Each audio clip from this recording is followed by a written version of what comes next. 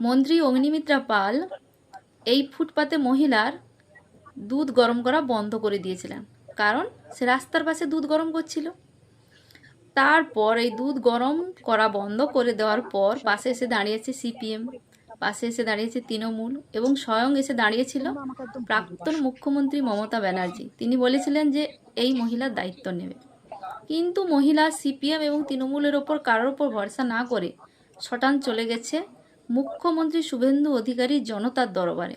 সেখানে গিয়ে তিনি বলেছেন কি, ভরসা মুখ্যমন্ত্রীকেই করি, ভরসা বিজেপিকে করি, মমতার চক্করে নেই। মুখ্যমন্ত্রী শুভেন্দু অধিকারী তাকে আশ্বাস দিয়েছেন ফুটপাতে না থেকে থাকার ব্যবস্থা আপনাকে করে দেওয়া হবে।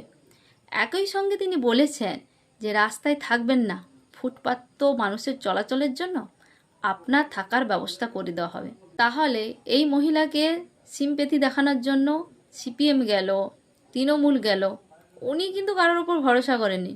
উনি কিন্তু ভরসা করেছেন সেই মুখ্যমন্ত্রী শুভেন্দু অধিকারীর কাছে। তাই তো তিনি সোজা চলে গেলেন জনতার দরবারে।